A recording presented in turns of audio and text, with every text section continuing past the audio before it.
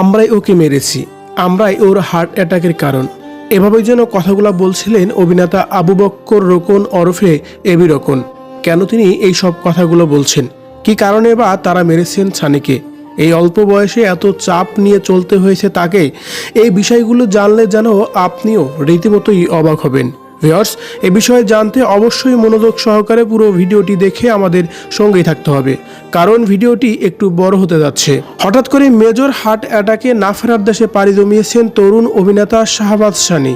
তার এই অল্প বয়সে মৃত্যু যেন কোনোভাবেই মেনে নিতে পারছে না শোবিজ অঙ্গনের ভক্তবিন্দুরা, তেমনি মেনে নিতে পারছে না অভিনেতা আবু বক্করও। তাই তো কান্নাজড়িত কণ্ঠে সানির সাথে ঘটে যাওয়া ঘটনা নিয়েই কথাগুলো বলছিলেন বক্কর। তিনি বলেন, গত 5 তারিখ শাহবাজ সানিকে আমাদের একটা কাজের জন্য উত্তরা আপন ঘরে আমি ডেকেছিলাম, ডেটও নিয়েছিলাম। কথা প্রসঙ্গে শাহবাজের কাজের আপডেট নিচ্ছিলাম, জিজ্ঞেস করছিলাম তোর কাজ কম কেন?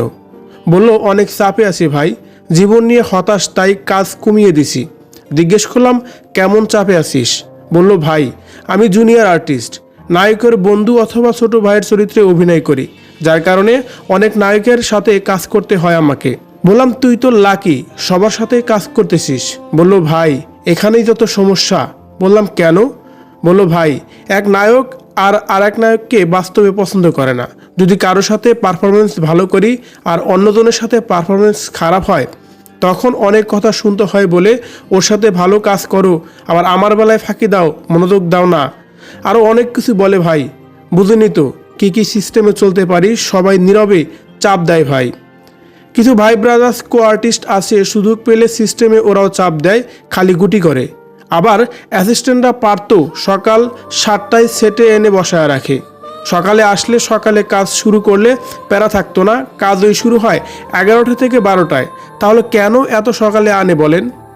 আবার আমার কাজ শেষ হওয়ার পর সবাই রাতে 12টা থেকে 1টার মধ্যে কাজ থেকে বাসায় ফিরতে হয়, আর বাসায় ফিরলেই বাড়িওয়ালার চাপ।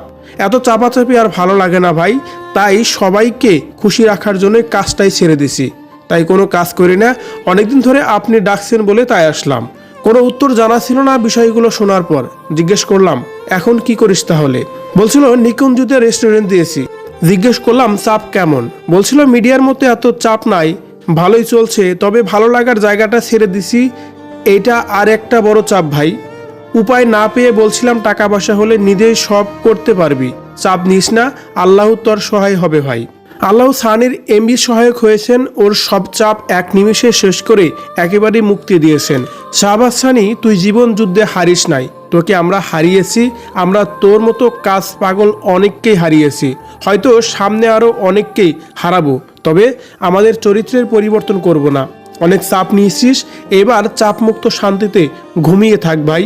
এভাবেই কথাগুলো বলছিল এবি বক্কর। সো ভিউয়ার্স, তার কথাগুলো শুনে বোঝাই যাচ্ছে যে এই অল্প বয়সে অনেক চাপের মধ্যেই ছিল এই ছোট্ট অভিনেতা।